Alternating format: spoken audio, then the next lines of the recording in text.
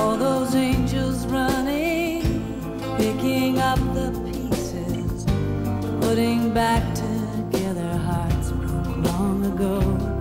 I know a good thing when I see it, and it's a bad thing. 5 ways to think about pilot season, but I don't think it's just pilot season, it's just overall thinking about the business. But I think you're going to have some light bulbs. But I have two facts first. First of all, the spirit of who we are is indestructible. There's no doubt about it. Do you not ever feel like, even in the midst of your challenges and obstacles and things that you feel like I can't go on, there is a silent part within you that urges you to keep forging forward? So that's this will that all human beings have. You can call it whatever. I like to just call it this indestructible spirit, because we are. That also connects to me to science, which is, to me, the amazing thing about science is science teaches that it's all possibility. That's it. We're living in a world of possibility. You cannot refute it. If you think about when the world began, well, the world began 4.5 billion years ago, but when life form, meaning sludge, meaning bacterial, I don't know, these like little parameciums, whatever it was that was the beginning of life form, 3.5 billion years ago, there had to be a perfect hydrogen, oxygen, nitrogen combination to sustain life. The fact that that happened means that we can talk about these things today, 3.5 billion years later. People, that's not only miraculous, that there goes to show you, look at humanity that was created out of 3.5 billion years ago of what? Possibility. The idea of being human comes from the idea of possibility. So why is it then, if you're indestructible, and we're living in a total 100% world of possibility that anything can happen, because it can, then why do you let the business get you down? Womp, womp, womp. Okay, so here's 5 things about this, approaching pilot season. Number 1, I think this is amazing. Everyone gets frustrated by the business. Everyone. You see, you think that there is some troll in the sky hurling obstacles at you only. Oh, why is my life so shitty when Chris Hemsworth is amazing? Sorry, everybody's frustrated by the business. Number 2, remember the 10-year rule. Pretty simple and easy. Malcolm Gladwell, a huge hero of mine. 10,000-hour rule. It takes about 10 years to find your way in anything and be a master, whatever that means. I just feel like it takes about around 8 years to really start to find your way, for people to start to get to know you, for people to realize that you're not flaky or weird or psychotic, or, I mean, that's really about the business. People just got to get to know who you are. That takes time. Number 3, this is good. Stop waiting for permission. I kind of talked about this before, but this is the hardest thing, because you need people to support you. I totally get it, but you're going beyond seeking support. You're actually waiting for somebody to give you the green light. I've lectured on this last year about you got to give yourself your own green light.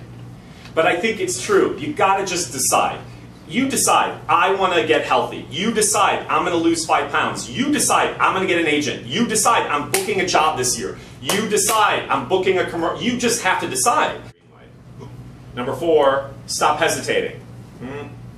You guys, we do this a lot as well. I think this is really maybe a light bulb here, is that, okay, you hesitate because you judge yourself based on an inaccurate way of seeing success. So let's say you meet an agent at a party a year ago, and they're like, yeah, contact me when you've done something. Maybe they say it that way, or keep in touch with me. But then you don't follow up with, so a year goes by, and you come across their card, and you're like, oh, I really should call them and touch base. But you're like, but wait a minute. I haven't booked a series, I don't have a test deal, I'm not in any movies, nothing has happened.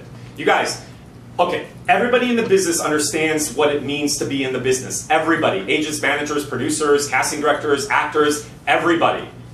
Everybody is, we're all doing this. Everybody is doing like this. Anybody can pop at any time.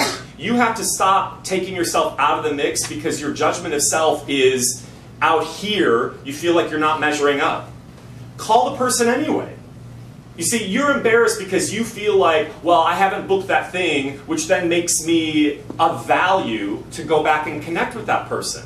Sorry, passion speaks volumes. So instead, look at what has happened in your life. Maybe, you know, I'm doing things that I really feel passionate about now. Or maybe you have a new confidence in your work. Or maybe you feel like, you know, you are totally ready to go out there and book things that you weren't before. Or, you know, there's so many different ways to lead a conversation than, yeah, you know, I haven't done anything yet, but, you know, can you return my call? You know what I mean? Why are you ashamed of who you are as a person? Stop doing that. You have nothing to defend. This moves you from a lateral way of moving in your life to vertical. So this is the last point. You guys, you want to move vertically. You got to start taking the vertical leap. We're all ascending anyway, whether you realize it or not. But the vertical leap means you're going to pick up the phone, you're going to engage out in the world in ways that keep you putting yourself out there. Because if you come across the agent's card, but you haven't done anything because you haven't followed up with them because you feel like nothing has happened for you in your own life, let them decide that. So then you just make a lateral move. You're not doing anything. You're stalling for time. So here's your homework. You're going to pick 3 things that you know you've been sitting on that you need to follow up with. It could be a casting director, it could be an agent, it could be, I don't know, it could be any form of the business that you feel like, oh, I really should follow up with that person, but you've been shelving it. Good thing when I see it, ain't it too bad?